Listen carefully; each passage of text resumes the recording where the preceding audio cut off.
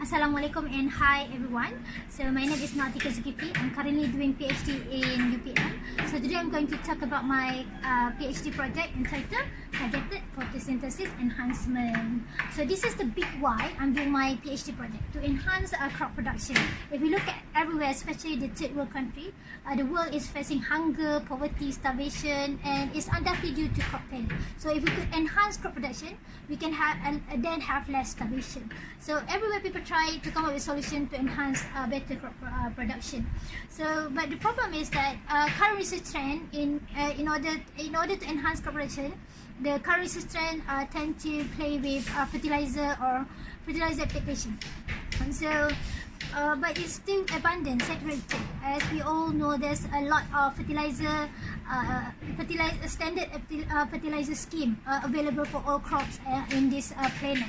So it's too much. It's everywhere. So another thing with conventional fertilizer application is that the nutrient that we apply, the fertilizer that we apply on the soil is always attracted to the negatively charged mineral clay, because the soil always tries to maintain low but stable nutrient composition. So it means that the nutrient is there, but it's not available for the plant uptake. So the soil will only release the nutrient to buffer and replace those used up by the plant. So, and sometimes, not sometimes, but most of the time, the nutrient which is always attracted to the negatively charged leach out deep down into the stream, degrading the water quality, causing pollution, affecting the aquatic life and other animals that depend on that water source. So what else can we do besides playing with fertilizer manipulation? Okay, we go back to the fundamental plant process. So plant is a producer. It use light, it use carbon dioxide, it use water, and it use these three sources to photosynthesize, to produce sugar, to produce its own food. Alright. So besides playing with the nutrient application, we cater the specific reaction in photosynthesis.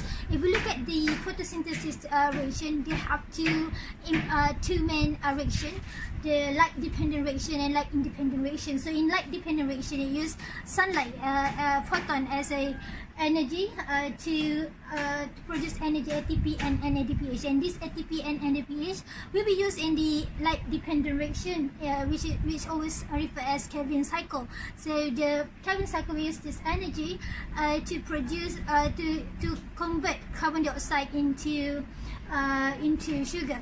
So what happened is what I'm going to do is that I'm going to supply a quantum dot, the carbon nanoparticle in order to which can act as photon capture. We can enhance photon capture in light dependent reaction. So so what happens if there's not enough CO2 available for the Calvin cycle? It will then combine to oxygen. We call it as photorespiration. It's not going to produce sugar, so it's a waste of energy. You use ATP and NADPH from light dependent reaction, then it doesn't produce any sugar, so it's a waste of energy. We don't want that to happen. So what we do is we provide the carbon dioxide needed for the Calvin cycle. We use agrosol, which is a carbon dioxide fertilizer. So we supply the carbon dioxide needed for the Calvin cycle. So this is going to be very efficient for the photosynthesis to happen. We supply something to enhance photon capture for light dependent reaction, and then we supply the CO2 needed for the Calvin cycle. So the photosynthesis should be theoretically will be very efficient, because we cater all the material needed for photosynthesis to happen. So and if you look at previous research using CO2 enhancements, it shows that when we supply CO2, the plant perform better. And if you look at previous research using the quantum dot, the carbon nanoparticle, also shows that when we apply the CN, the plant perform better. So what if we combine these two?